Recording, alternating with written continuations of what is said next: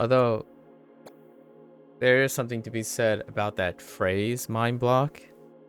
The vast majority of younger people experience mind block, but they don't understand how or why they experience mind block. And it has very little to do with Osu. But getting mind block on Osu tells you a lot about the person outside of Osu. Mind block prevents someone from being open-minded, is how I interpret mind block. To conceptualize it, you would have to be very hyper-focused and closed off.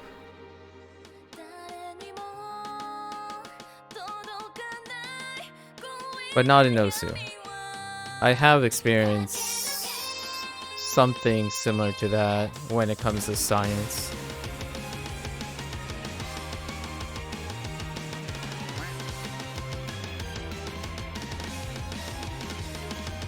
Just a different... Honestly, I'm not even 100% what exactly is and how it feels. I just hear a lot when people talk about retrying same few maps for a while.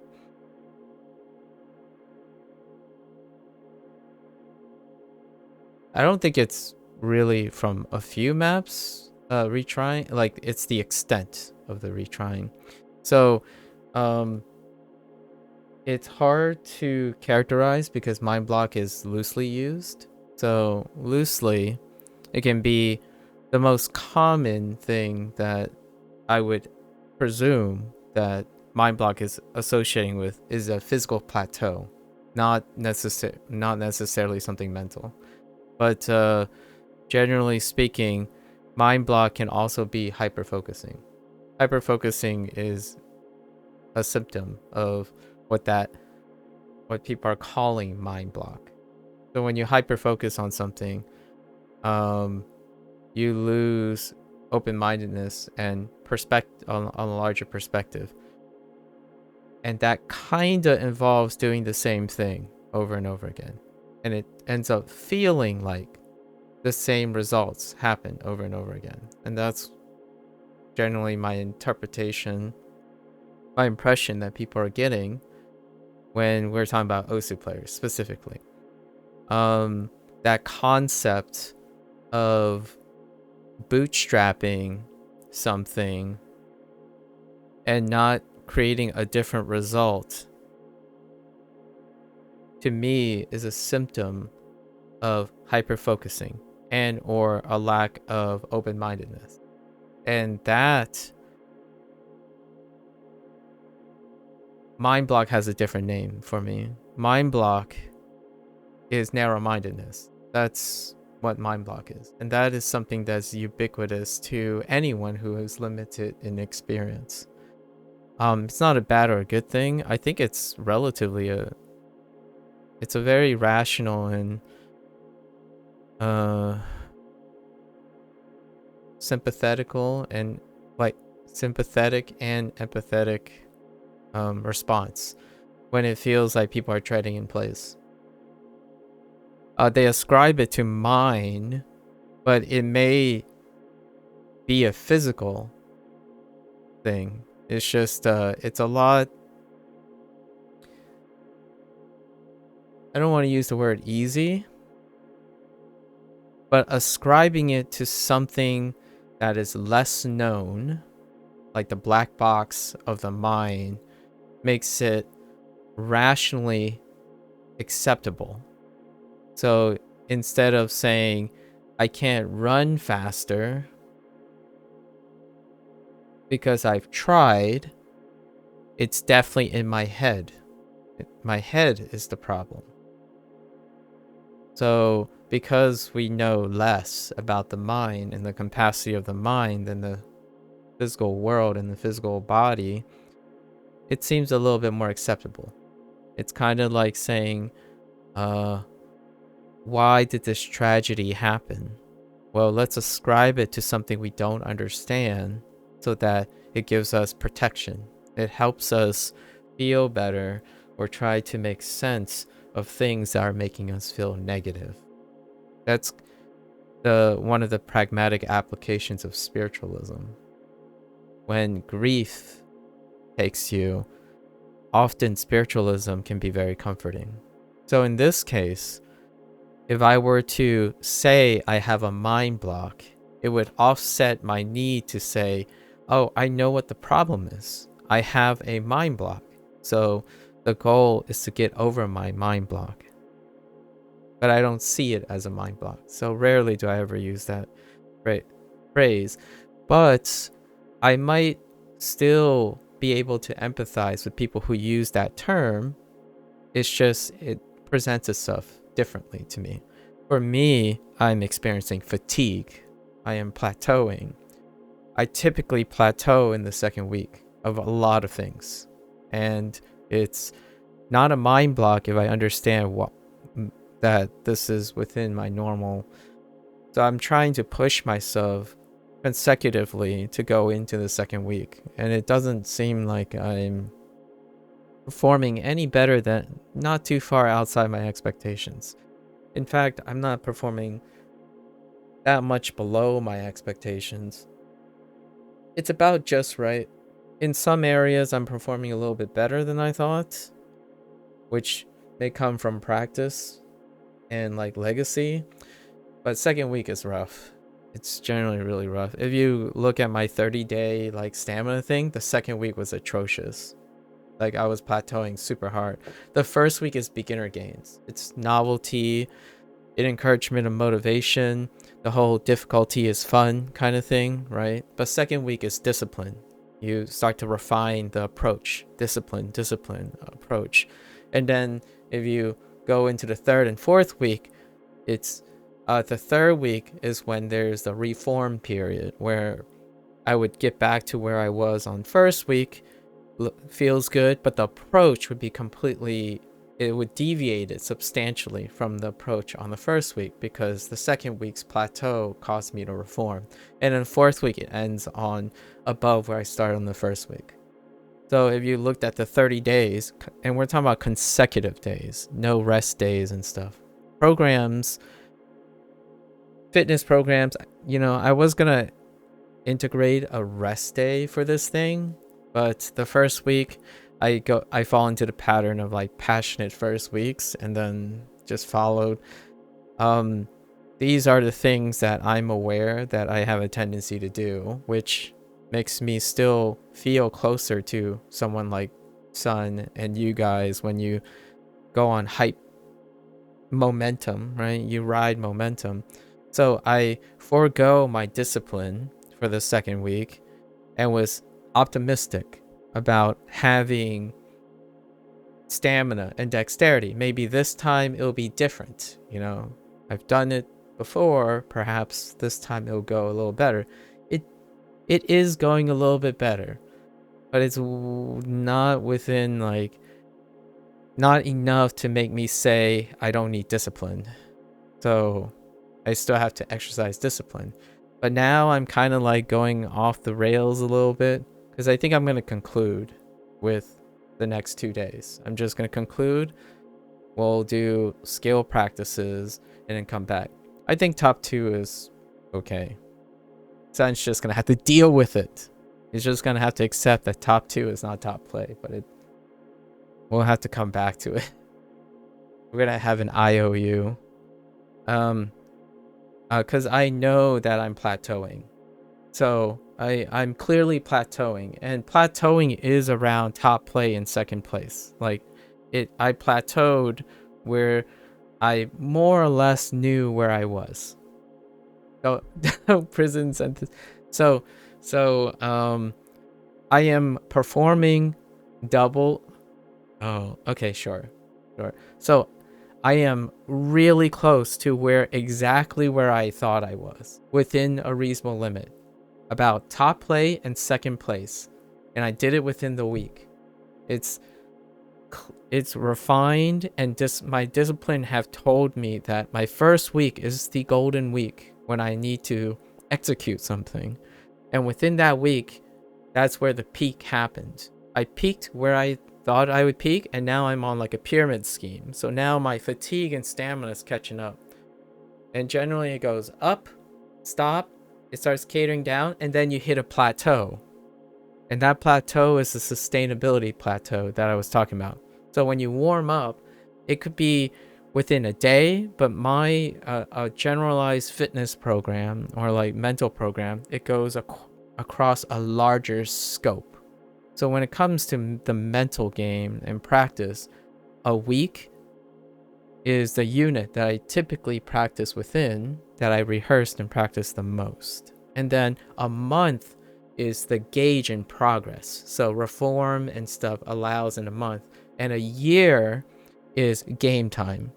So if I had to prepare for an event or a big thing, it takes me a year. And I plan a year. And a year would be separated into 3 units of 3 months. Not 4 units, because there will be break times. There will be deloading times, as I call them. So every 4th month would be a deloading time to break tedium. So I have 3 month units, 3 units of 3 months within the calendar year, 2 1 week units within a month. So 1 week refinement, execute of the refinement, and then the final push.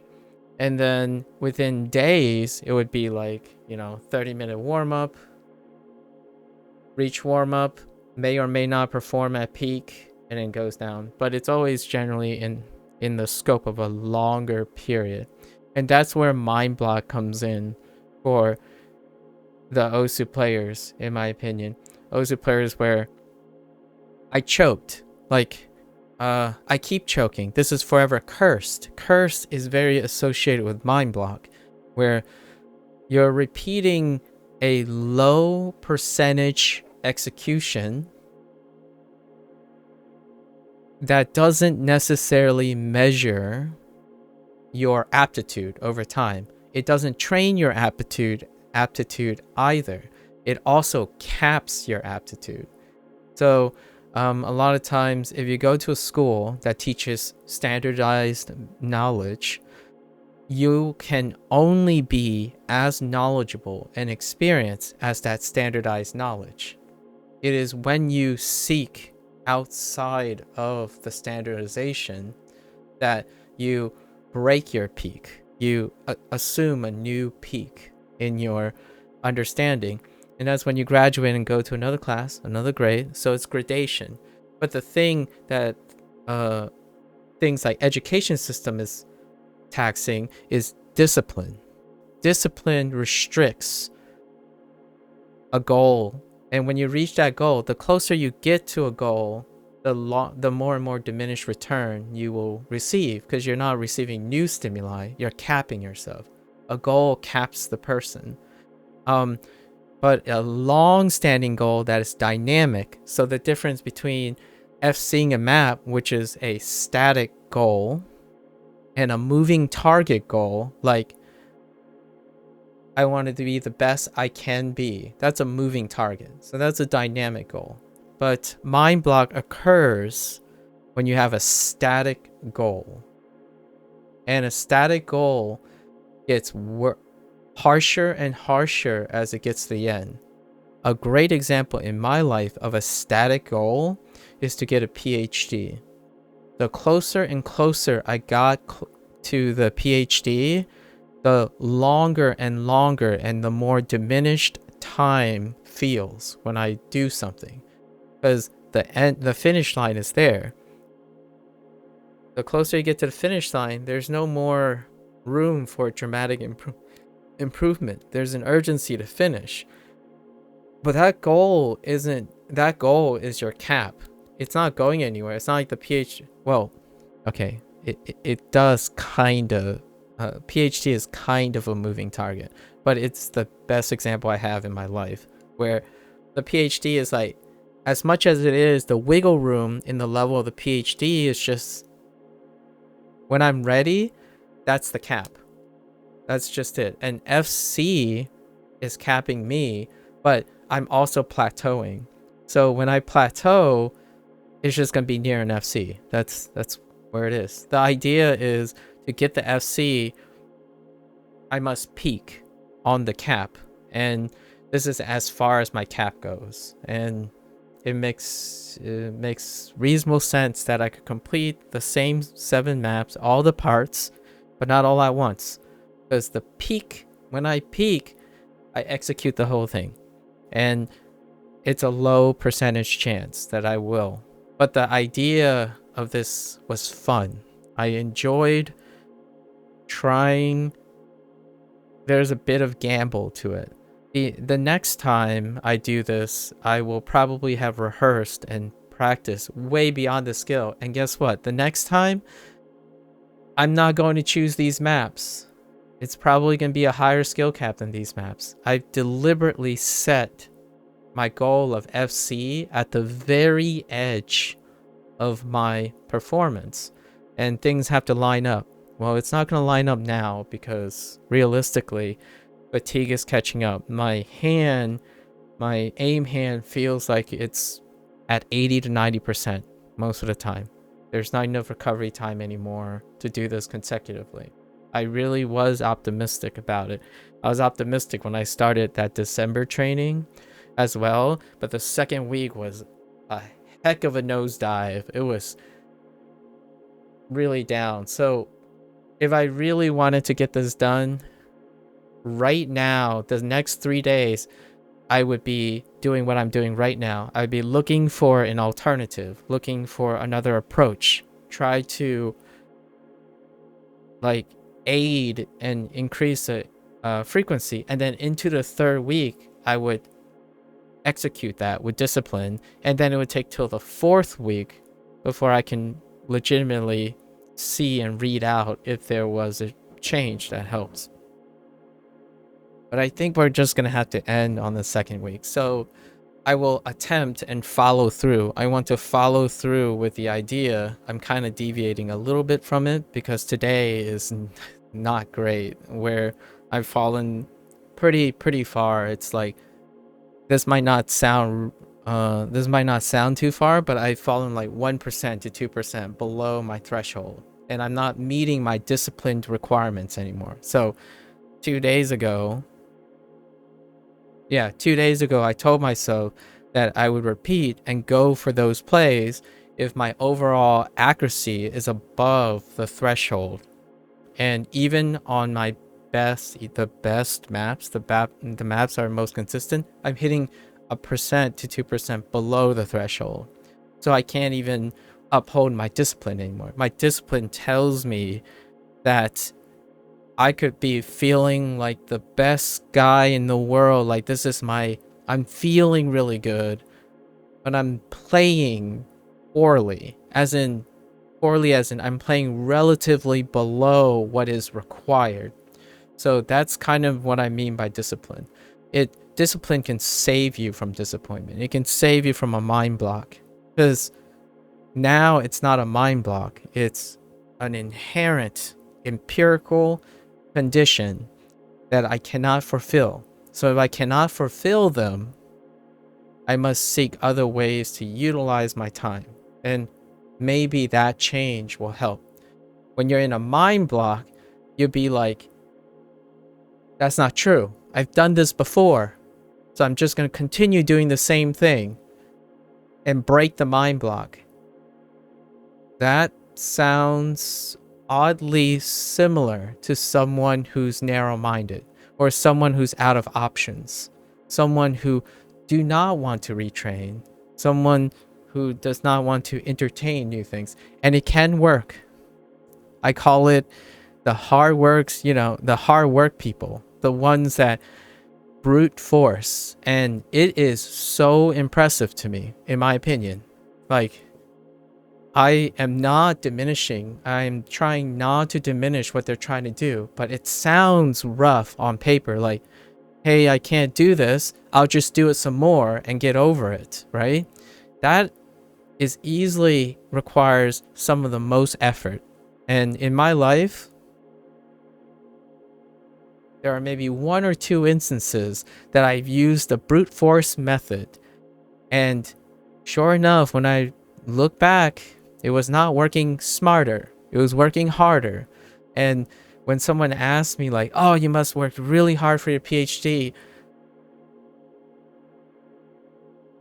I can earnestly say yes. I worked hard, but not because I was smart about it. When you work exceptionally hard or excessively hard, it doesn't mean you are being smart about it. It doesn't guarantee you're being smart about it. My PhD, some of the experiments and stuff, I brute the force out of it. Like some of the problems I had, it's like, nah. I just gotta get more precise. Like I gotta eliminate the errors instead of just asking myself, man, I should incorporate, I should rip off the band-aid, redefine my protocol and just don't worry, lose the 3 months. I brute forced it, and it took me 3 years to get the experiment up and running. So instead of aiding and asking my mentor and other people, like, there's got to be a better way to do this, right? Is there something I'm messing up? Like, help me out here. Instead, I was like, nah, this is good. I just need to have it cleaner. We got to eliminate the variables, like, control, execute better. And it went from 3 months, just maybe losing 3 months and possibly redefining the protocol and spending 1 year doing it. I spent 3 years getting it to work, and it ended up working, but it didn't mature as well. So because I bootstrapped the living daylights out of the protocol, I got hyper focused. I was convinced this is the way. Even if I failed and changed a new idea, I would have 2 ideas, 3 ideas, even 4 ideas in the same 3-year period. And if they were semi-successful compared to brute forcing the 3, those 4 will more likely diversify my skill set than the 1.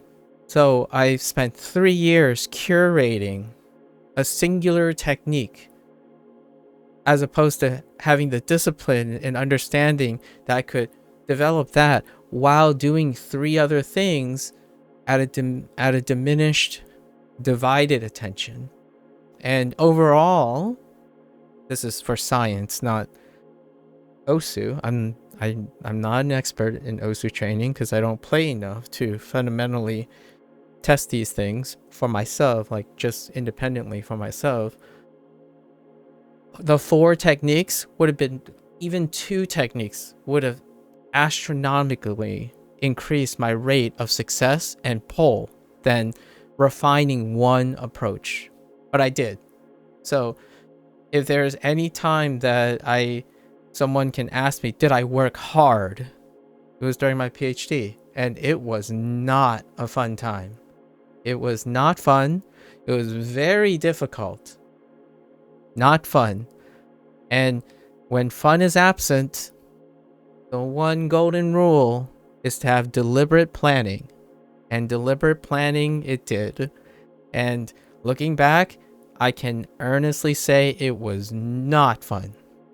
It was absolutely the workhorse period of my time. There was no other time, not college, not high school, not middle school. All that was not workhorse. It was just fun. I did something different every day, that kind of thing. Does this sound familiar, I guess? So bootstrapping, science requires an element of bootstrapping. So like, you have to consistently get data in order to support a thought, an interpretation, an idea. So inherently, you have to have discipline to become a scientist. But that doesn't appeal to everyone. And it doesn't have to. You don't have to appeal to science. So one of the things that are a little confusing, this is a little digression to me, is having the desire to be scientific. I get it. It's cool to, it's a novel. This is selective bias because I spent most of my time in scientific thought. Those who like to be scientific have yet to appreciate how dull and boring, quote unquote, boring scientific thought is. And We say boring in a way that's not bad or good. It's just, it's very predictable. It's very controllable. It's very consistent. Those people who seek to be scientific, I just see brimming sunshines of rainbow, hopeful thinking, wishful thinking, like hype lords, and they want to be scientifically thinking. In order to do that, man, you have to change everything about your personality. I'm that because I'm a bit boring. I'm consistent. I'm rarely ever extremely happy or extremely sad. That is a personality that reflects bootstrapping and discipline. So if you ever want to see someone who is made out to be a scientist, what is the stereotype? Man, scientists are kind of boring. Their personalities are kind of consistent. It's an appropriateness. It's a mindset for the discipline. So I totally get why OSU players think they have mind block. And that mind block is something to overcome. For someone who basically bathes in mind block or have to counter mind block as a career, as a profession, I call it groupthink. A lot of time it's presented in groupthink a lot, where you come up with an experiment, you got the approval of your mentor and all your coworkers, right? And then you're like, oh yeah, this has got to work. It's like, well, it didn't work. It's like, well, let's tweak a little. It's got to work. It's got to work, right? Oh no. And what is that? The whole group thinks the same. So the entire group has a mind block. They have a block of ideas. They are convinced that there are no new ideas entering, that the mind block creates the same outcome over and over again. And you can brute force out of that mind block, absolutely. But in science, you end up fishing for data. And yesterday, I just had a conversation with someone who mind blocked the heck out of me and fished for data to support their narratives while I was playing Koromon. And that is the danger of brute forcing a mind block. You are no longer mindfully improving. You are not improving smart. You are working hard to do it. And if you are that kind of person, absolutely, that's so admirable. Like Sun is improving. I mean, he's been dynamic more now in days, but back in the day when I watched him try to improve in Osu, I'm absolutely impressed. Like it goes back to that whole reaching for 99% AC. He's always doing that. And to me, it's not working smart. But heck, he has my respect. Like he's working the hard way. He is putting in the hours. And I'm kind of happy that some of YouTube and some of influencers show what sweat and tears look like an honest bootstrapping. I'm not used to that. And I tried this last 2 weeks and holy heck, it's tough. Like that December training thing, the second week, it was really, really tough on my like perception and stuff. But I was doing something I'm not used to. I was doing something that, oh yeah, just grind. So whenever someone use that word towards me, like grind, is like, I don't know what that is anymore. The last time I did it was PhD, and I don't want to do that ever again. Like, I've learned I'm not a grinder. Sun's a grinder though, and he can do something I won't habitually do anymore, and it's super great. Like, it makes him different from me, and there are skills in this world that grinders, that's just the way. And one of them, physical skills. Physical skills on his day's work I'm not a great athlete. Like I don't even have specifically physical caps that like high ceilings that I can utilize because I have a personality that doesn't present itself. So Osu is my attempt to alleviate one of the worst skills I have because fundamentally it doesn't jive with my personality. That's a long story, but Doing the same thing actually worked for me a few times when I couldn't understand the pattern. Honestly, looking back at those patterns, I really don't know how else I could have. Exactly. And it's not a bad or a good thing, you know? You wouldn't call a scientific personality boring. I don't know what would be a better word in English, but in my home are sophisticated, suffocating. I feel like, yeah, it's exhausting. It's exhausting would be the word. And you're those two express two different things. So boring means uneventful. Well, the suffocating, exhausting is talking about how the person feels. So what I mean is science is predictable. Like the characteristic of science, it has to be uneventful. What I mean is like when you get that discovery, that is like 0.01% chance it will happen. And all the other 99%, this is an over exaggeration. We generally go with 95%. 95% of the time, you're confirming something. You're confirming something you expected. You're setting up. You're establishing that everything is still true, right? For example, let's take something we understand. Water boils at 100 degrees Celsius, right? And then for Fahrenheit, it's like 200 something. I don't ever remember the boiling temp of water in Fahrenheit, you know, English units, etc. But 100 degrees Celsius. How do you prove that? Well, you act on first that 100 degrees is the boiling temp, right? But first, you have to prove everything else is true. Like, can water boil? What is boiling of water? How do you measure the temperature? So all those things, that's what I call boring. But I think we can make a compromise between your language, like the suffocating thing, and being uneventful. It is exhaustive.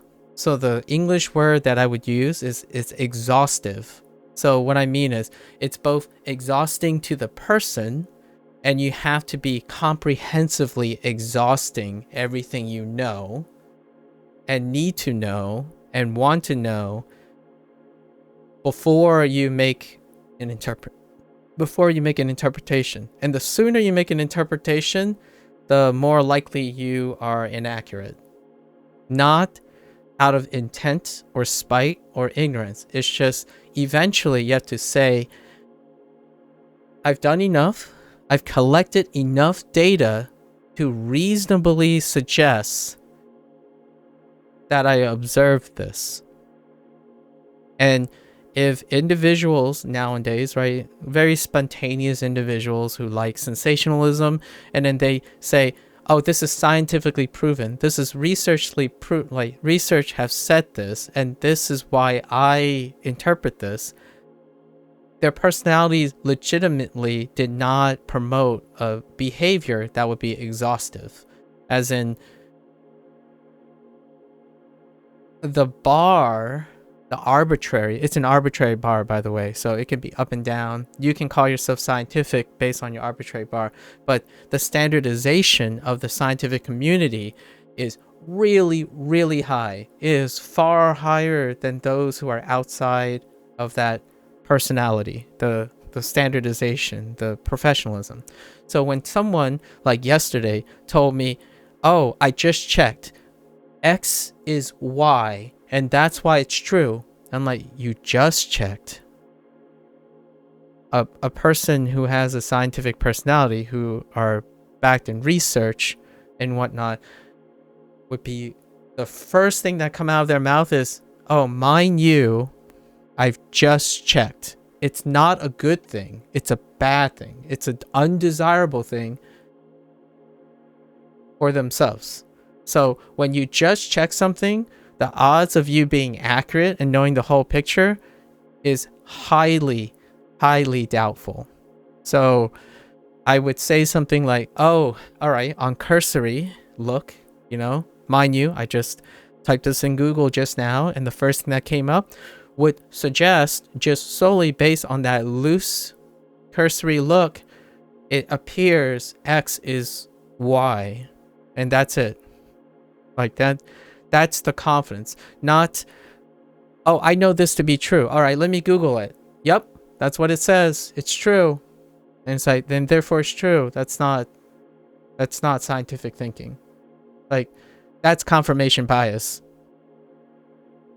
Like, that is literally a behavior as a result of mind block. So if you want to, if this sounds familiar to anyone who fact checks something, that is literally a reinforcement. In my opinion, it's a literal reinforcement of mind block. You legitimately decided the idea you had in your head is the idea you're going to confirm. What's an example of someone who's mitigating mind block? Hey, okay, X is Y. Wait. But what if I think X is Y, what are possible, can Y not be X's?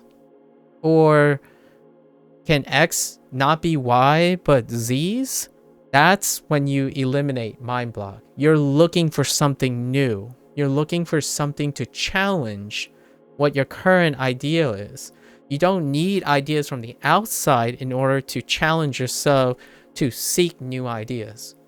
So mind block is, and you can learn out of it. You can definitely grow. And so when you said you didn't really know how else you could go about it, you still managed to improve. Like, it's a method to doing it. For me, when I'm stuck like this, I look for a new idea. That's my inherent personality. Is it going to get me to where you are going as well, faster or slower? We can't compare each other. But I know that I get to choose. If I'm going to run my head against this and do the same thing again, yeah, I can probably get it there eventually. But my tendency is to basically remove mind block. And that's kind of the closest thing I can associate with people who are using that phrase. Using the phrase like, well, I don't really want to look for new things. Like, it's okay. The thing is working. Like, I'm getting a little bit better each day. So I'll just keep at it. The moment, for me, I've exercised a bit of discipline where, all right, well, I see that it's improving, but I have a reasonable deadline and I have reasonable conditions. The disciplines of my conditions are telling me, yeah, let's try a different approach, or let's change it up a little bit. And usually this takes weeks for me to determine, not days. And I'm being a little impatient now. So my right now at this very moment, my discipline broke down. Like, I broke down and said, I clearly can't meet the conditions I set, which is within my limits. So I am going to seek new ideas. And you might be thinking, how one of the things that are related to this, there's another related component to this, the aftermath. So there's a difference between giving up. Sorry, Josh. This might be a deep cut for Josh. Instead of giving up, I'm just simply setting the conditions to favor myself. So Sun is like, nah, I don't care how hard it is. I'm gonna prove that I can hard work out of it. For me, I'm like, I'm just gonna turn the tables. I'm not a hard worker anymore. Like, you might be, a lot of individuals say they're very proud of being hard workers. Absolutely, you be proud of it. But there's no way that I can empathize with hard working. I don't work hard. I typically work smart. And some people kind of, like, a lot of content creators nowadays associate there's a huge, another digression, but some content creators do in fact work smart, and it's celebrated. It's celebrated a lot, but they're the exception. I truly do think hard work is the most empathetic one. So like if you poll 10 people, right? If you poll 10 people and maybe they all have their own form of success, the one reliable thing that Sun has is there are probably more people that will relate to him about hard work than they are about smart work. Then we'll say like a second place would be those people who work smart. And then the last place, the very minor people, are the ones that have no form of discipline at all. Like just no discipline at all. And guess what? That is the luck group. And that luck group is unbelievably the most viral right now. So representation in terms of influence, not representation, influence is so much higher for that luck group than the other two groups. And representation is the other way around. So representation of that luck group is like 4 or 5 people, but their influence is greater than the other two groups. The smart group, work smart group, and then the work hard group.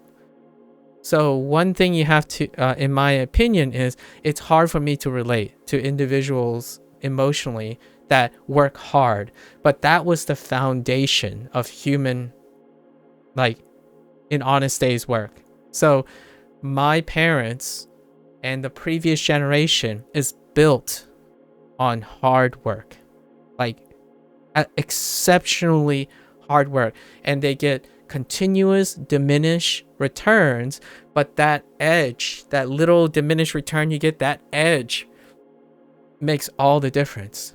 Now here's the catch though.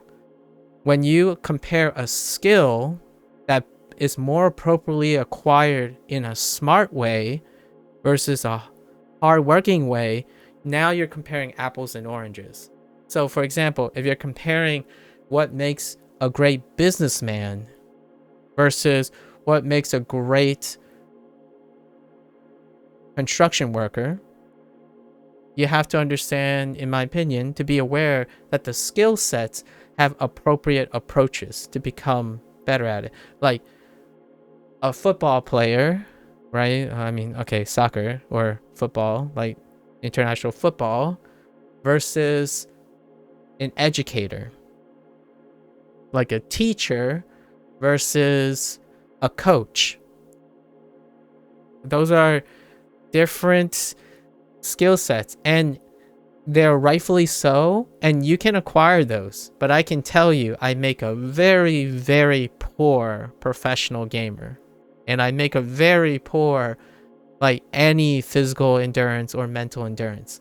I don't have great mental or physical endurance. That's the nature of it. I know this to be the reality because I defer away from it. So when someone asks, I'm feeling really bad, I don't like to try hard, like I have low effort, but I have the potential to apply myself to get a disproportionate gain, that's a work smart kind of person. So your methods and advice that you want to provide for this person is to how to maximize and become more efficient with their workload. If you're a hard worker, gosh darn it, you can milk that all you want. Like, you know, if I told, like, if Sun wanted to improve in coding, my advice would be suck it up and keep on working on it. If you don't like it, you're just gonna have to learn to hate but do it, because he's a hard worker. He's a person who, if he wanted to learn that, he would just strap down and do it. For someone like, say, a person who has very effort prone, like discipline issues, the idea is to try to make the learning experience as dynamic as possible. So not bootstrapping. Get as far away from mind block territory as possible. So what would you do? First day's lesson plan would be a certain characteristic. Second day, another thing. Just completely change it up. Yeah, you got to make yourself compatible. So I've been getting good at, you have to make yourself compatible. So do the thing that you're harnessing. Worm did it, you know what I mean? Like Worm just that's the way he couldn't he couldn't imagine looking back learning any other way, but he did it in a way that it was able to reach his goal.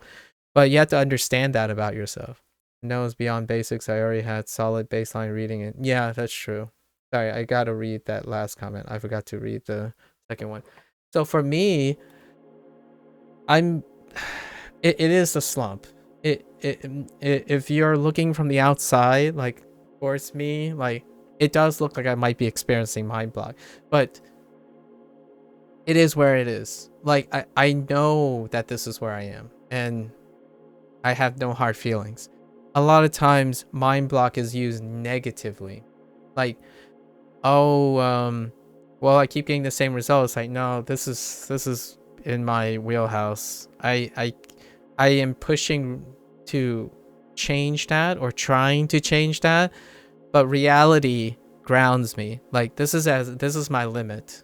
And the other day when you said it didn't feel like for you, I think the idea, Worm, your sentiment was that for you, what I'm doing is not pushing. It's great. Like I understand that. Like for you, you will need to push harder.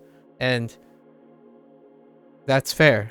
For me, this is what results. Like I was already trying to operate well beyond, and because I was at peak performance near like the day 6 and 8, I'm no longer there anymore. Like it's gone. Like I'm plateauing. And then now I have to like rest and readjust and stuff. And eventually when I come back, there'll be a new peak. But the new peak is the new normal. It's the new consistency. So that's what I mean when I said I can't wait to rest up and then come back to 9.5 AR and do this again. And it will no longer be my peak because it is the new standard for me. And that's how it goes. The wheel continues. Peak is, and it's arbitrary too.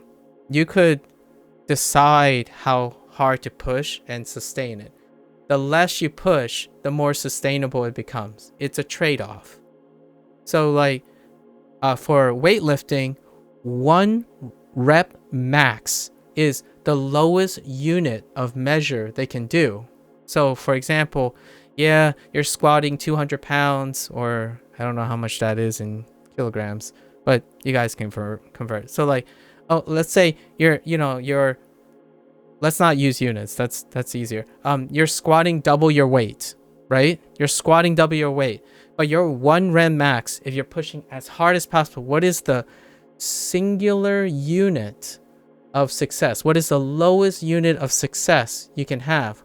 A singular rep is your max. So when they say 1 rep max, it's your absolute peak. And then when you do that, you hope to get 2 tomorrow. And then it's no longer your peak because your 1 rep max might have gone up. But the thing is, a lot of people would say, all right, I'll do triple my body weight. That's my 1 rep max. That's ridiculous, by the way. It's like absurd. But just for the sake of simplifying numbers. Sight reading, everything worked for you?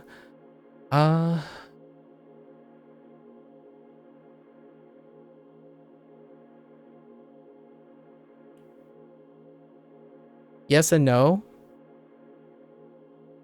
And it goes with something that I've kind of tried to explore myself. I have an underperforming memory. So when it comes to these things, and what happens is, if I am playing for training, if the map pool goes beyond 20 or so, right, in terms of the literal maps, every day is a sight reading. Oh, sight reading every map. Okay. Okay, yeah. So, I don't know if Josh remembers maps. Do you remember maps? Sun remembers maps. I don't know if you do, Worm. Do you remember maps after the next day? Because if you ever try to measure yourself on how frequently you remember the elements of the maps, I don't remember anything. So, and like, if I play 20 maps on the previous day and I come back, I've probably forgotten 80% of it. So the idea is, do you sight read? So is it sight reading anymore? Or is it always sight reading? That kind of thing, right? I would say if Josh thinks sight reading every map is a monka, then a smart way is to limit sight reading if that's not benefiting you, right? So the idea is you find your upper limit in your sight reading retention, right? Or your reading retention, and then you operate within that limit for a time when you want to improve, when you want to focus fire improve. Now, for a time when you want to improve sight reading, you go beyond that limit. You keep peeking out, you know? Time to go back whenever I was doing before getting Sons of I. Retry map is too much emotional damage. It's too much emotional damage for me. I remember patterns on their own, but I don't remember where they are. Dude, it works against me. Like, I do the whole anticipatory thing and I just completely miss. Like, a Mater, like this one. This one, right here. Where is it? Sun saw me try to bootstrap this every single time. I reliably, absolutely reliably do the same mistake.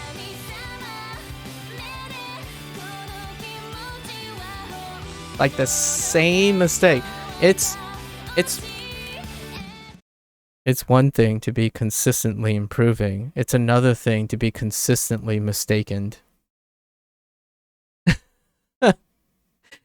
And what I mean is, yeah, mind blocked. Yeah, that would be what you would call mind blocked, right? So instead, for me, I know why that's happening.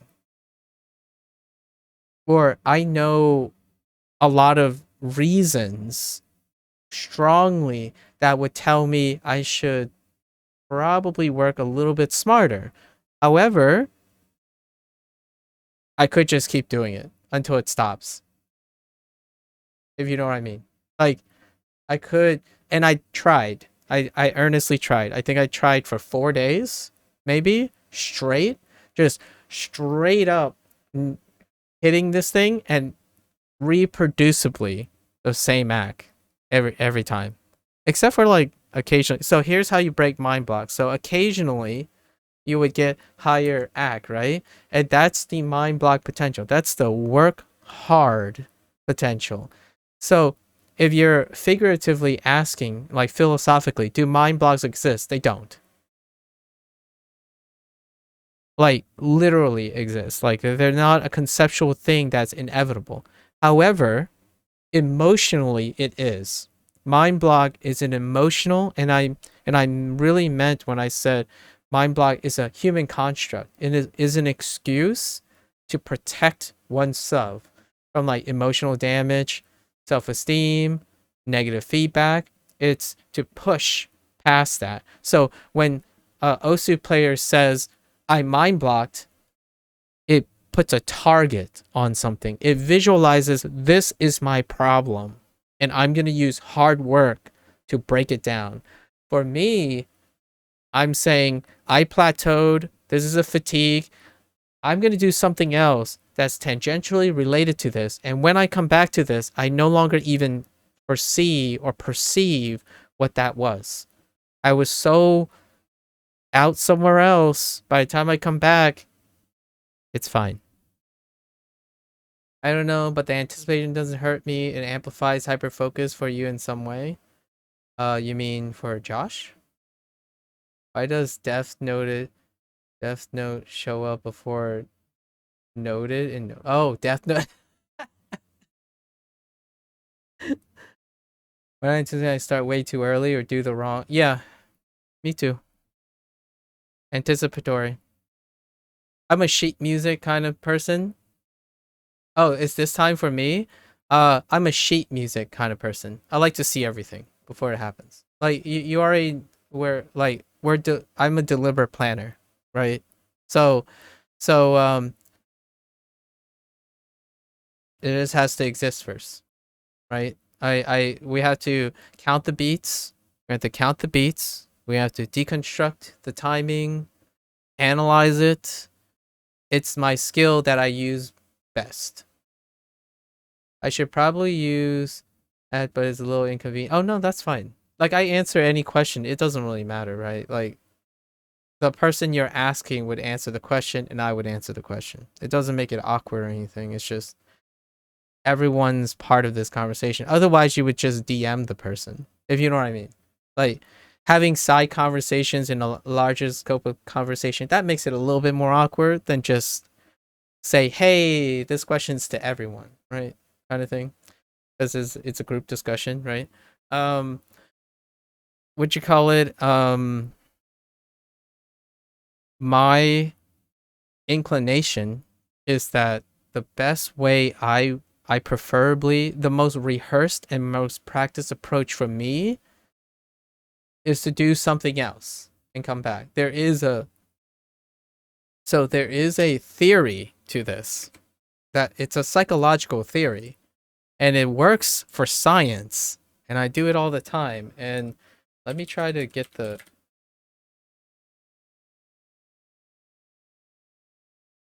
let me get the actual name of it. Uh it was mentioned once, but it has the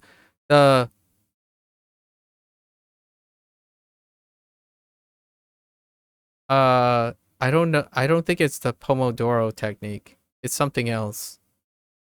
Um does anyone know? I forgot I forgot what it's called. It goes by a couple names, but the specific one I'm talking about is a psychological theory named after someone. Most psychological theories are named after someone. It's when you have an idea and you're trying to figure it out, right? Say you're trying to solve a puzzle. The puzzle has a singular solution, right? Singular solution. It's like space. It's like FC. FC. You leave it undone. Oh, the puzzle. Okay, and you subconsciously. No, no, no. This is not. We're being proactive here, Josh. Don't run from your responsibilities. I'm just saying. uh, FC is a singular solution. You hit all the notes on time. Solving a puzzle, a singular solution. I don't believe in pros or active people. And solving a puzzle is a singular. So we're just going to start with the singular puzzle thing. When you get stuck, right? AKA mind block, you keep going through the same bootstrap, you keep doing the same approach, right? But FCs are substantially just like that. There's a singular solution. So you're funneling into a singular solution. We're talking about is the pragmatic achievement of an FC, not how you approach to get to that FC. And in a puzzle game, it's even more restrictive because a puzzle game has even fewer permutations to get to the singular solution. Now, the one method that I'm more rehearsed in compared to other individuals who would just bootstrap process of elimination, that's the mind block. The hard work the hard work approach is the brute force, which is the process of elimination. The smart applicable approach is to step away, do something else, maybe related, and then come back to the puzzle. I'm not sure if it's the incubation effect. That's not. That doesn't sound like the thing I'm looking for. It's a theorem, and some use that more than others, and then it becomes more rehearsed. So what you call it? That's what I do. So I walk away, and then I come back, and that's You have to give it a fresh perspective. Oh, it has perspective in it. Hold up. Walking.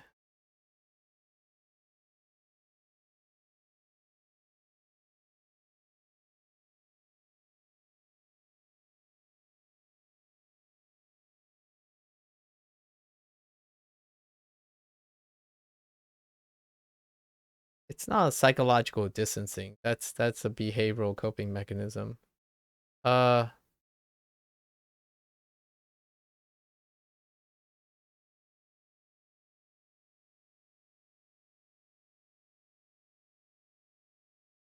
Hold up.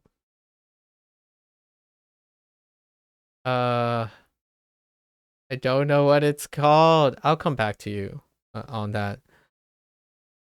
A person like famous like pioneers and geniuses use this approach a lot, but one specific person popularized it a lot. Um, that's the coping. Use the theory to figure out the name of the theory. I mean, that's what we're gonna do. Remember, Joshing? Wait, here it is. Here it is. Here's the euphemism for the theory, but this is the saying, the idiom that we use. That's okay. It'll come to me later. Yeah, if you have ever heard someone say, "Oh, I forgot something." Oh, don't worry. It'll come to me eventually.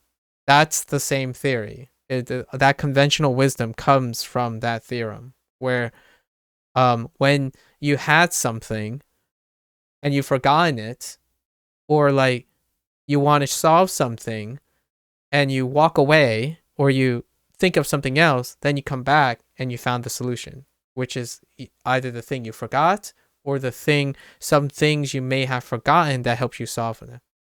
Everyone does that all the time. That is absolutely and incredibly false.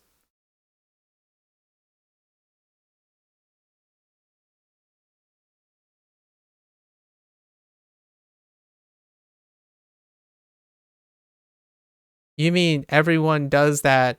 You mean people do that sometime? They don't do it all the time. Not even close. In fact, most people do the other thing uh more than this. This is if everyone does that all the time, Josh would not be struggling with problems. Sun would not be feeling depressed.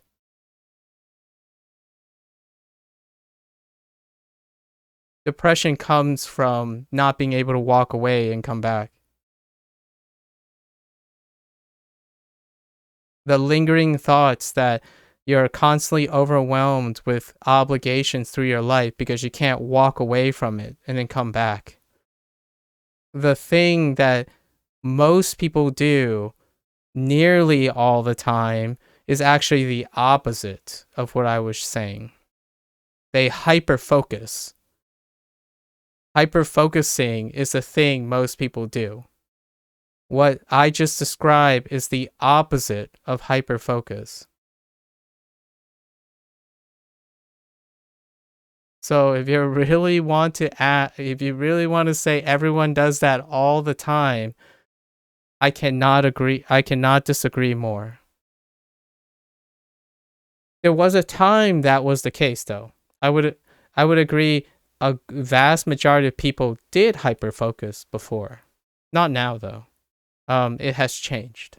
The landscape of the internet, YouTube shorts, TikToks, instant gratification, it's no longer the norm. The norm is hyper focusing or attempting to hyper focus to do things. Or I mean, sorry, not that the norm that leads to these things like the depression and stuff is being contrasted by TikTok and YouTube shorts and instant gratification. So you can't walk away with things. So what do you do to augment it? What is very attractive? Sorry, that was very cryptic. my logic went backwards. So what I'm saying is people are trying to address the hyper focus with what I'm describing. So I could agree with you that it feels like everyone does this all the time, right? Everyone does this all the time, but it's not executing the same effect. So for example, running away from responsibilities. So I know what you mean. I'm trying to, you're right. I would agree with you, yes and no, okay? It does feel like everyone does this all the time because you have YouTube shorts, you have TikToks, you have, so for example, I'm trying, from from the aspect that you're saying, yes, I agree. So for example, you have a work to do, right? You have a job interview coming up. I'm sorry, Josh. That was a terrible example, but this is going to be a deep cut. You have a job interview. So you go on YouTube and watch TikTok or something, and then you spend like 3 hours watching TikTok. That is to alleviate the incessant hyper focusing on the problems. So, yes, it feels like everyone does that all the time, but actually, the other thing is done way more, way more consistently. Like super, super consistently. So I agree with you, Worm, if it's specifically relating to how we're trying to cope. What we're trying to cope with is what I'm describing. The execution is to offset what a lot of people are doing the most, which is hyper focusing on their problems. The hyper focusing on their problems is creating behaviors to cope. And I totally understand why you would say that. And I agree.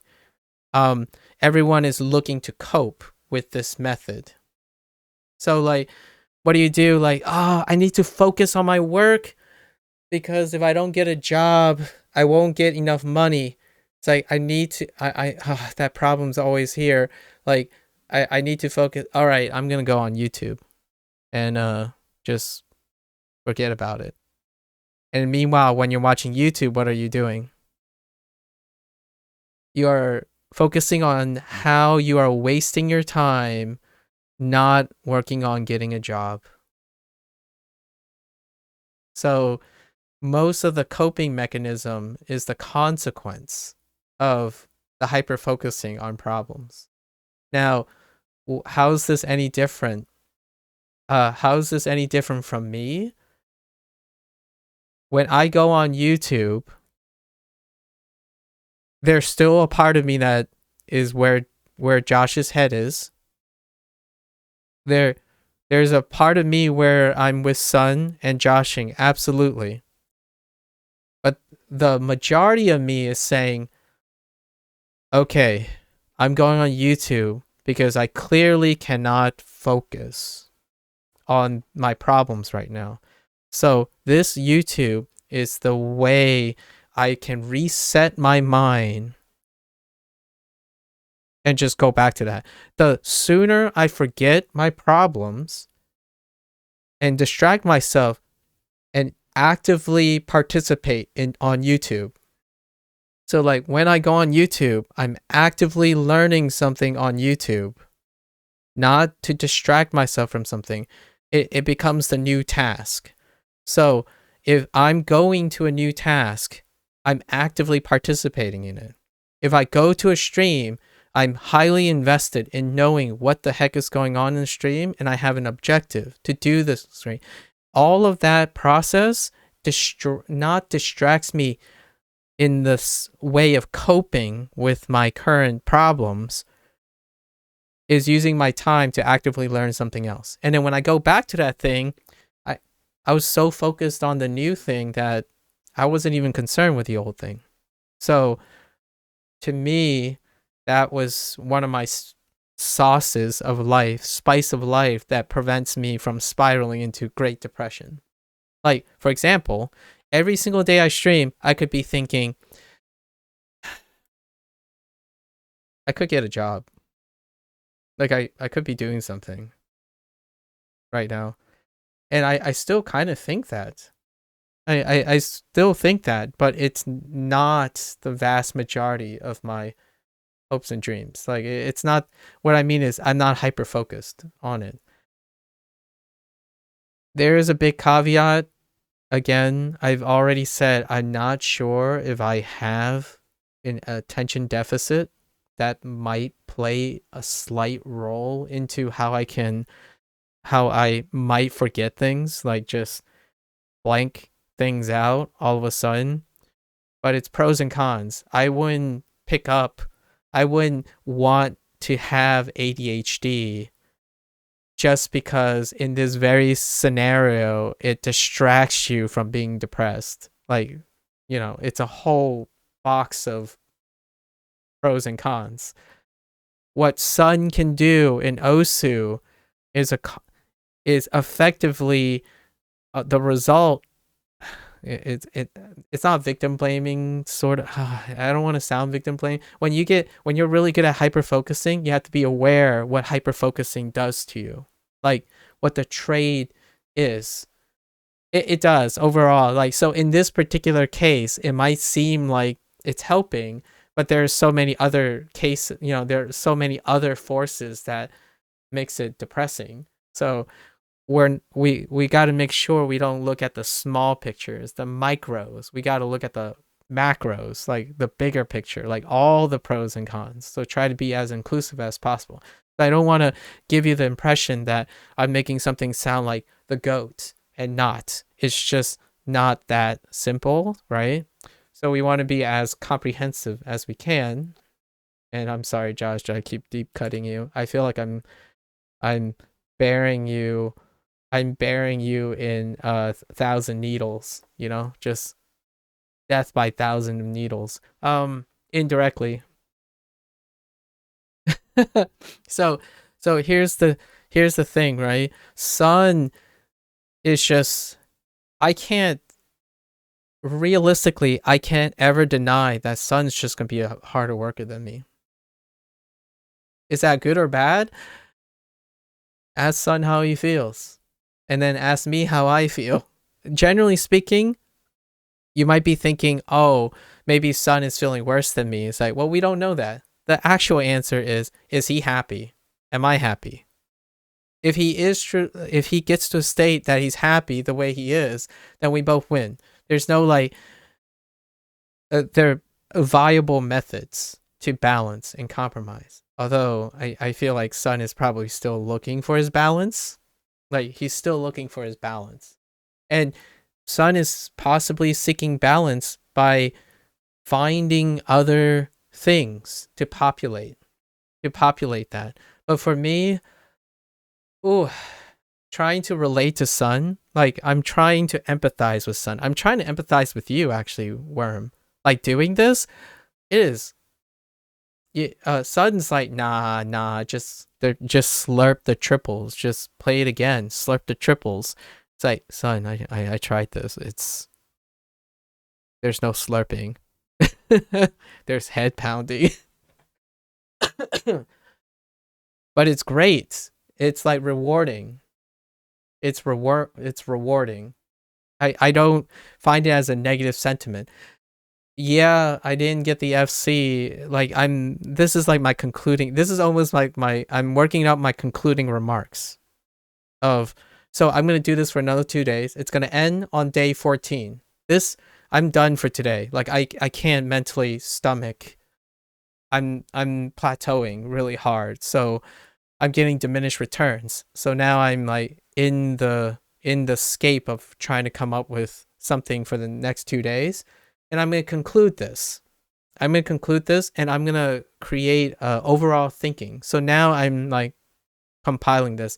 And Worm, thank you for asking stuff like this, because what I usually think about after doing something is these things. So the stuff that I'm saying is already rehearsed. Like, if you want to know hyper focus, that's the stuff I hyper focus on. So I'm hyper focusing on, what's the meaning of this? Like, Am I plateauing? Like what like all this stuff, that's what I've been thinking about. Yesterday, I mean, sun was here. I was thinking about it quite literally in real time. So I spend more time thinking than doing. And if you're a hard worker, that's not what you do. You don't sit down and say, let's try to think outside the box. No, you just do. Go and do. And it's a compromise. Sometimes you do, sometimes you don't. It's fair game, right? Too much of something and too much of other things, and you apply it to an inappropriate task, you're gonna set yourself for disappointment. So I'm doing this because I don't do it very often, and then it'll give me a chance to do it. So the next thing I'm going to do in April is try to improve my putting game in disc golf in the backyard. And I'm going to do it for 30 days straight. And I've already set a bunch of conditionals and step ups and plans for April. This is what I do. Like, I'm milking my smart application. Like, I'm doing something and I'm tying it in with what it takes to get physically good at something. Bootstrapping. Yo, let's go. So making plans means you don't have to think about it later. Yes, exactly. Gosh, so I've already made the plans. They're already there. I budgeted all the equipment on a staggered level. I even came up with contingency plans, how that's going to be edited and forwarded into content, and then like how I'm gonna. So I've structured like the stuff that you read in Discord, the tiny tangent things. Those are going to be my hot takes that are in front of the longer format that I'm working on right now on writing. And then that is going to be translated and double dipped into shorts. But those shorts are actually the introduction of the long format YouTube channel, YouTube stuff that I'm writing. And all that is going to link back to the longest format, which is here. And all those videos uncut, I have been building the last year. So all the videos that have like, is all sectioned, they're all the raw cuts of the videos. So they're going to end up in YouTube edited as a long format with the tiny tangents that have been running for the hot takes in the front. And those hot takes are going to be repurposed as YouTube and TikTok shorts. Actually, just YouTube shorts. I'm sorry, TikTok, but trust is lost a long time ago. Our problems are going to get published. Oh, that's true. I'll probably ask you if that's okay. But generally, I wouldn't probably use names and stuff. It's okay, John. I'll give you a fair warning. Like, you know, like, I'm yeah. We'll have to talk about that. I have considered the potential drawbacks to all of this, so we have to think about it. The stuff are gonna be made like newly, sort of. So anonymity. Hopefully, we can reach a compromise for that. I have thought about all the potential cons of all this, right? And is this new? It's not new, guys. There are 3 content creators that have been doing this for 5 or 6 years. They are licensed practitioners. I just feel... So you might be thinking, if they're doing it, why bother doing it myself? I can't guarantee that I will offer anything unique, and I can't guarantee that I'm going to be different from them. But there's one principle that I said I would live by. I live by example. So if I don't do it, even though it could be a clone or copy of someone else's thing, I can't find appreciation for it. I'm playing Osu because other people play Osu. I'm not playing Osu because I want to be the only Osu player in the world. There's a difference between trying to connect to people and feeling special. I'm not trying to feel special. I'm trying to be part of a community. And if that means also getting a chance to empathize with the other 3 or 4 content creators that I know that are doing this every single day. They're like light gaming, and then all they do, and the vast majority of the thing is they talk about this stuff, and then putting in a scope. It's amazing. I love it, and I can't get enough of it. I like watch it. I watch in the background. So like when I'm playing video games, what's going in my ear is their discussions. It's absolutely fabulous. I can't get enough of it. So uh, and and all the ideas that I have, they're not unique. I have there hasn't been any time when I mention an idea I've ever claimed ownership of the idea. That type of mentality is something for other people. I am not an originator. Wow. Well, hold up. Hold up. What is the definition of an imposter? I mean, not an imposter syndrome. Imposter syndrome is a whole different thing. A person who pretends to be someone else. I'm not pretending to be someone else. Gosh.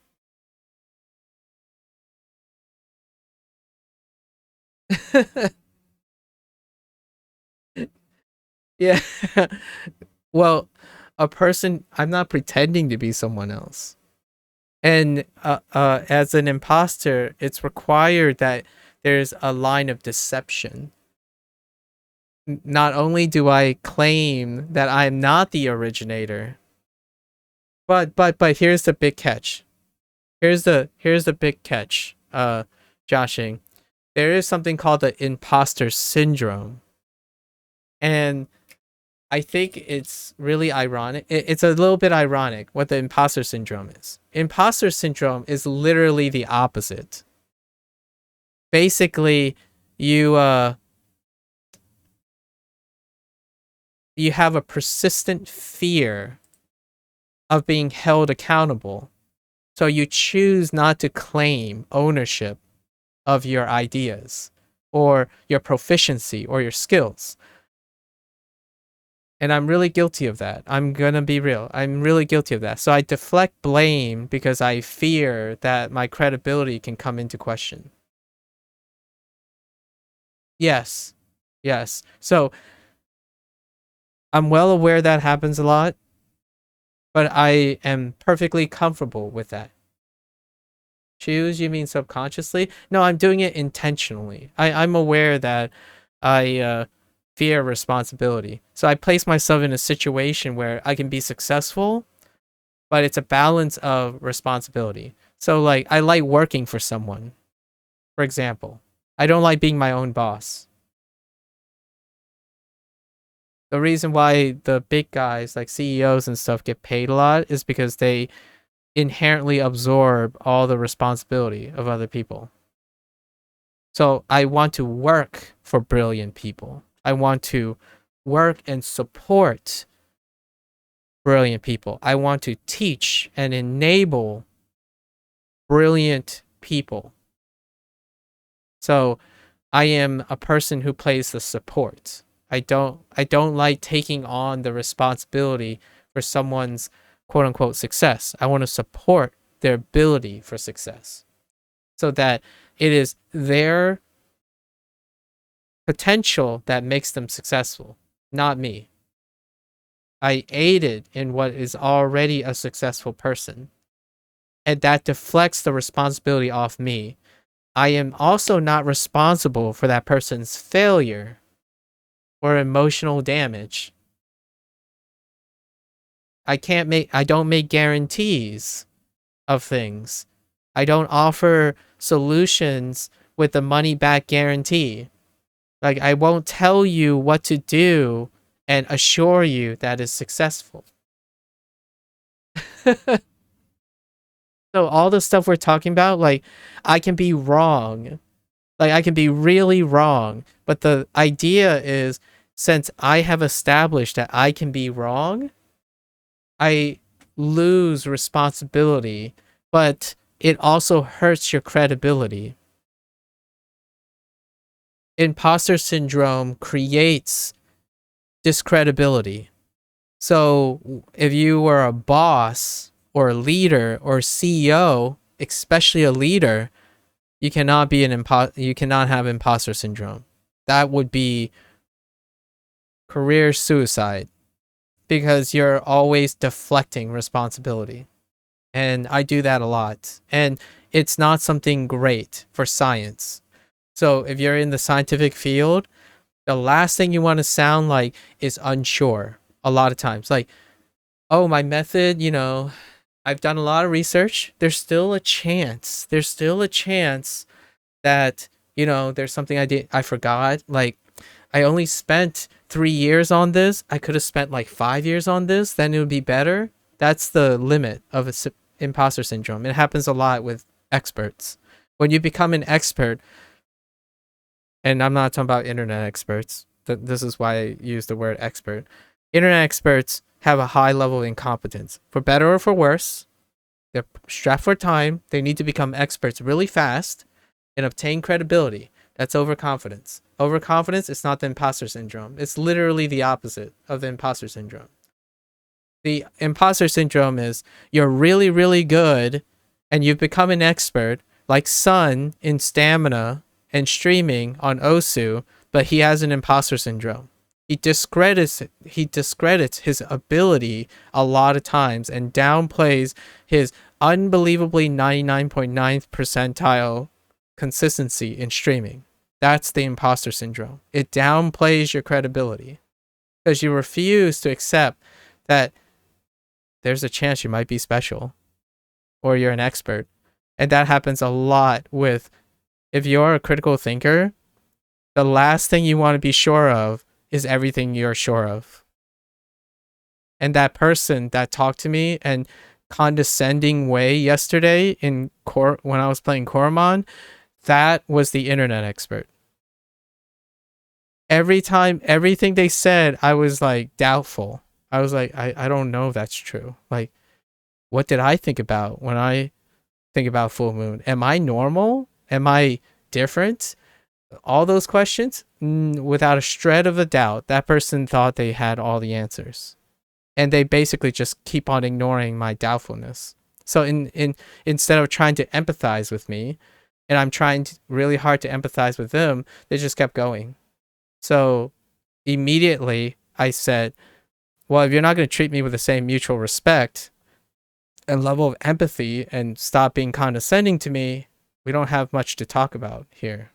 Like, I'm not going to believe anything you say because you don't even make a lick of effort to understand where I'm coming from. Like, there are so many things you are saying that are doubtful, but I gave you the benefit of the doubt, but you treated me like a little kid. Like, hey, this is so obvious. Like, hey, forehead, to get better at Osu, just click circles. Keep clicking circles. Like, why aren't you clicking circles harder? And then they really meant it. Like, they really meant it. They're like, oh, this is interesting, but, you might be too dumb to comprehend this, but let me tell you this. It's this simple. It's A, B, and therefore it's true. Like, okay, well, right.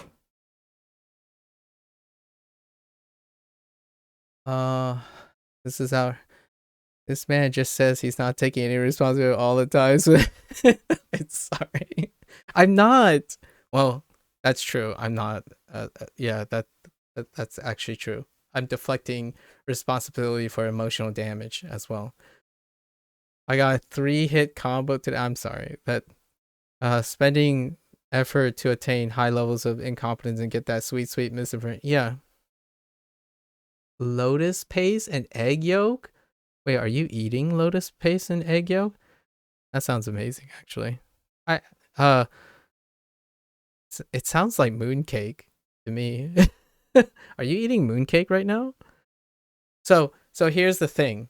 It's not a bad thing. Like, but it comes with trade-offs, right?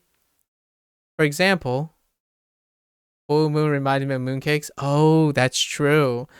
Actually, when I think of when I think of full moon, I really am thinking about harvest moon.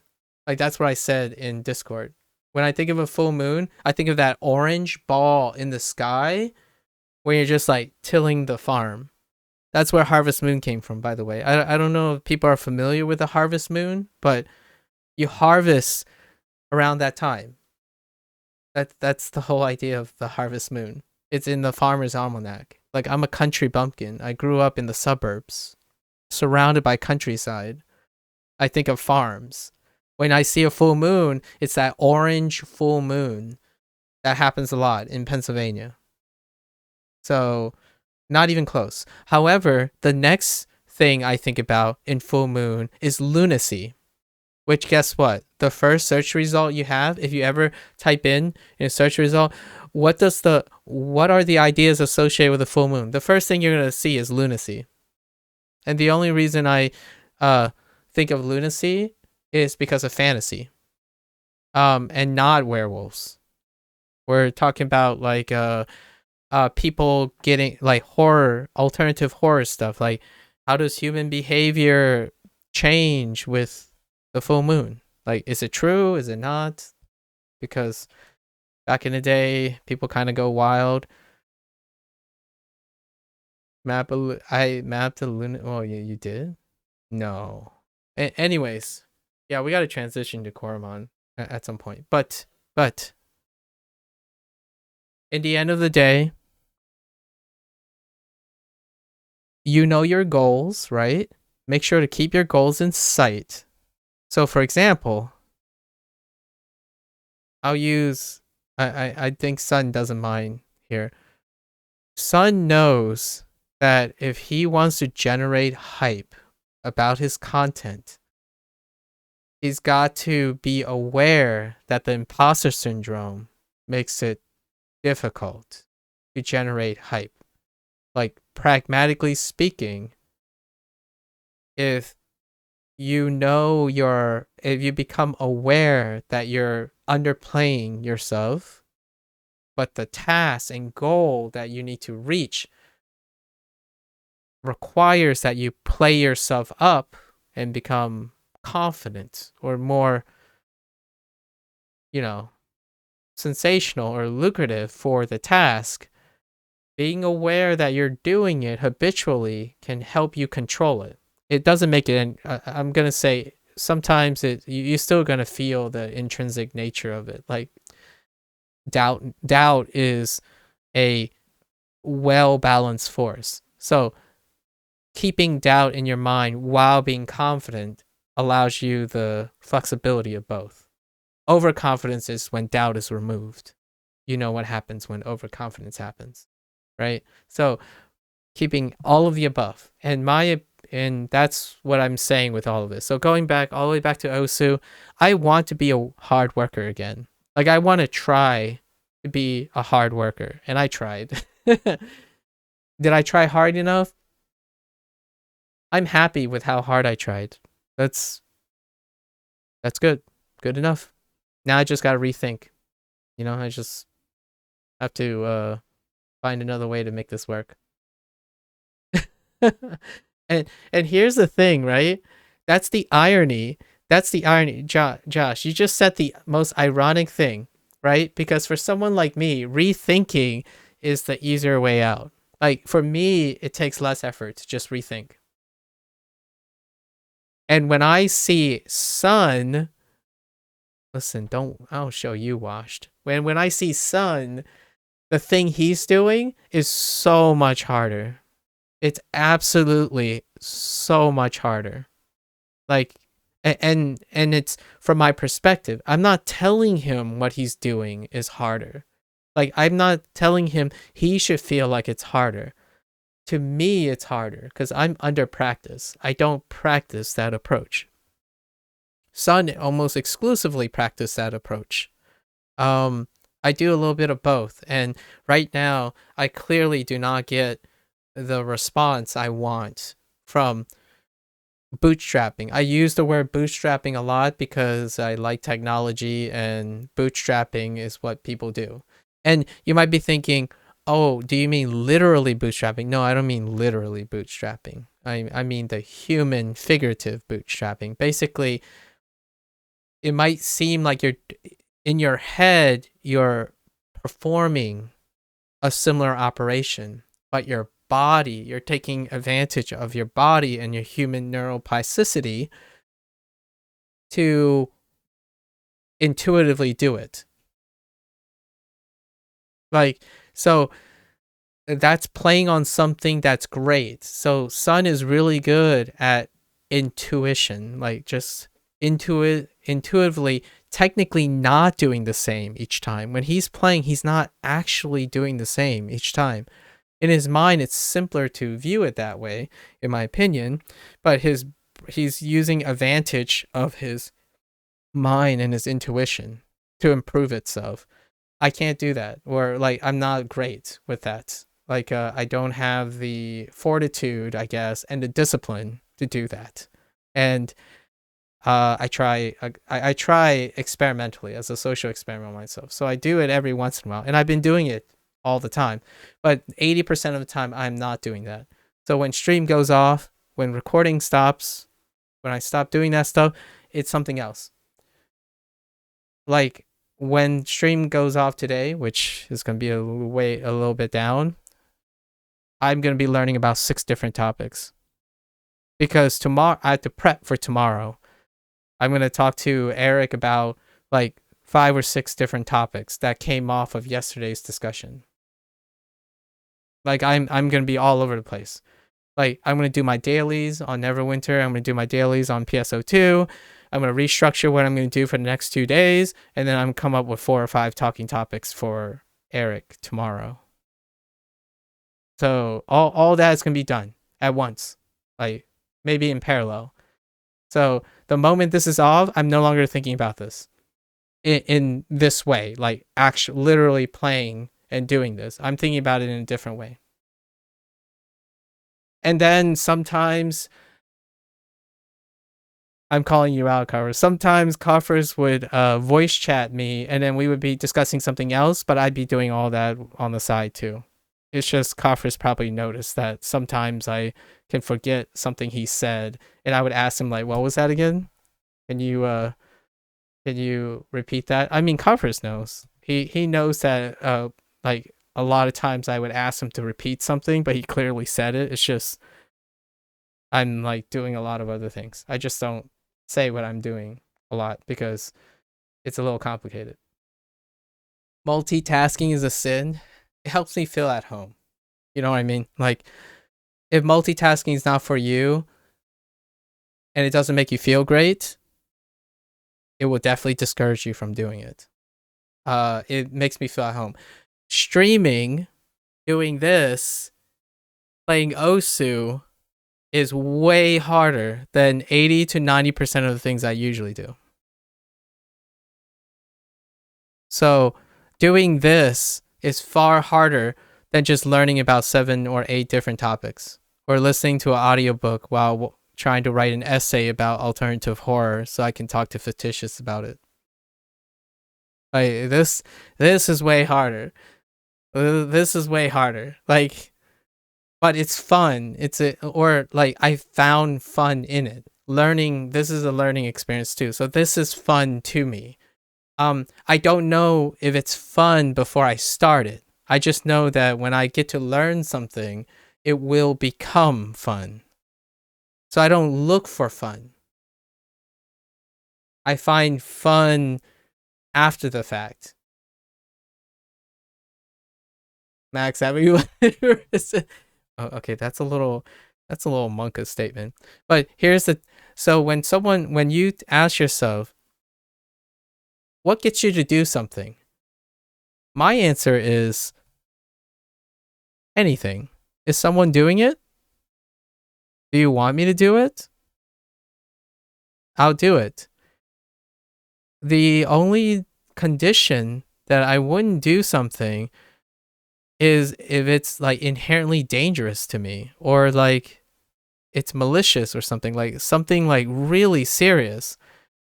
But it's not fun. It's not entertainment.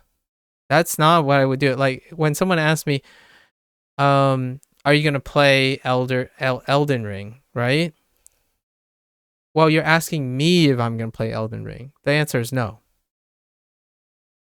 I want you to play Elden Ring because I spent 300 hours playing and I want your thoughts about this and that.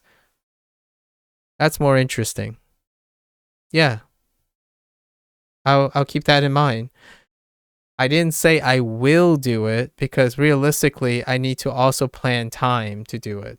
So I wouldn't say something like, "Oh heck yeah, I'm going to do that," and then not do it. Cuz I don't give unrealistic optimism to people. Imposter syndrome, but anyways, or like deflection of responsibility. So I try my best. And like when someone says, "Oh, this is a great game," or "You should try this game," like Pizza Tower, and I'm like, I'll keep it in mind, but it has to like line up with stuff. So I don't give people empty promises. Like that's not my jam. Like, "Oh, I will do this eventually." I won't even say that. I'll say I'll keep that in mind. I'll get there when I can, but I will remember this conversation for sure. And if I get to it, I would have remembered what is it that I've done for it, because it's the primary reason I'd be doing something. So if I remember to do that thing, I have to also remember the reason, because the reason is what compels me to do it in the first place. And it's not because maybe I'm interested. There are things I'm interested that will make people very, very depressed. So I don't usually share what I'm doing, right? Yesterday, do you know what I did for, actually Josh might know. Yesterday for like 15 minutes, I'm lying. I did it for like 3 hours. I found all the taxonomical qualifications of the bird species, and I went down systematically to compare the pros and cons of using like genus and species and like genetic categorization using like phylogenetic analysis versus like taxonomy. Can I make an argument that like taxonomy is still relevant, or does it encourage the generalization of things like birds, for example? And I was trying to give it a fair shake of how that person became the way that person was, and how they come under the impression of the things they claim were true and were not true. So I was trying to learn how to get that perspective, how to acquire the perspective that a person tried to aggressively, persuasively convince me was his truth, or his or her truth, or whatever they want to go by. So that was 3 hours of my time while I'm doing dailies, and Coffer's occasionally linking me a video and that kind of thing, and Fictitious talking about Monster Train. That stuff. Yep. Anyways, all that back to Osu. I'm yeah. I don't know how Sun does it. Like one day, or like one of the Osu days, holy heck. I like played this like 7 times, and I basically reproducibly did make the same errors. It wasn't even random. Like I can consistently make the same 8% error.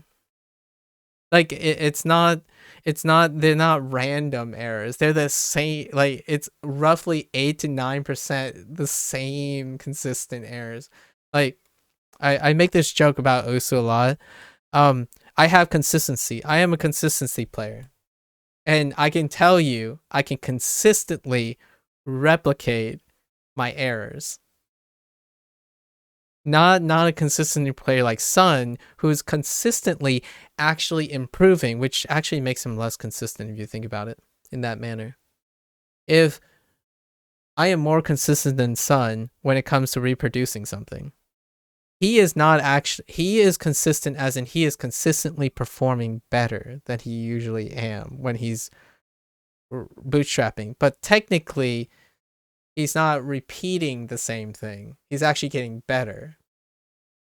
So depending on the framework, they're a consistent person can consistently reproduce and not improve. Improving means you're actually not being consistent. You're becoming better than what you were.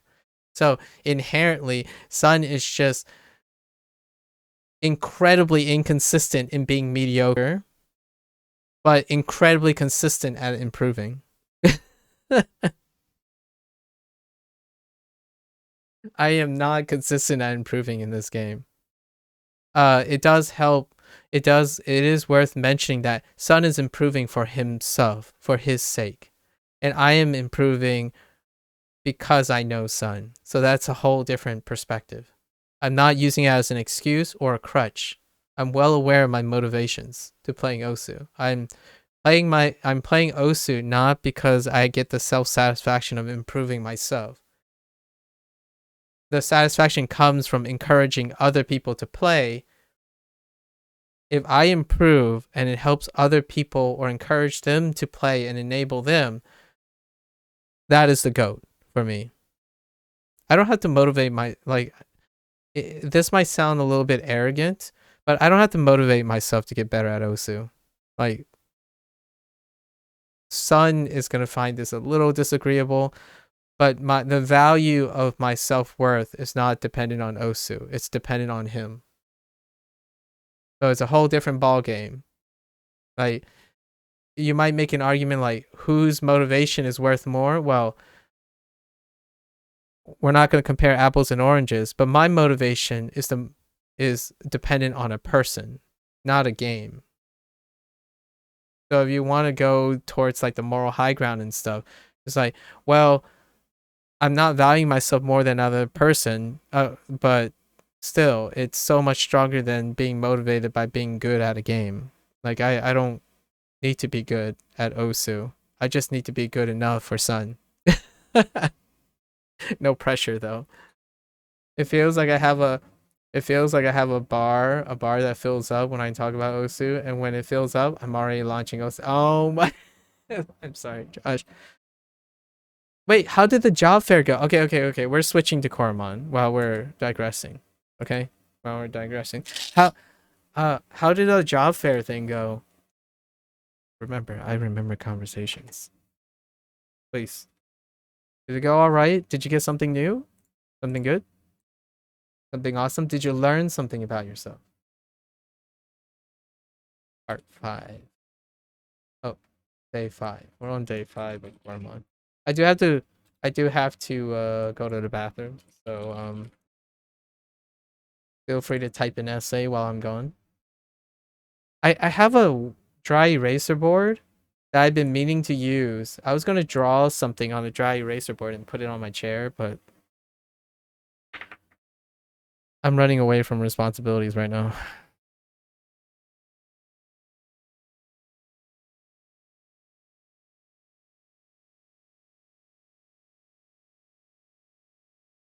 Hey, look, it's still in the wrapper. It's still in the wrapper. Do you know how long I've had this? I bought this 5 months ago.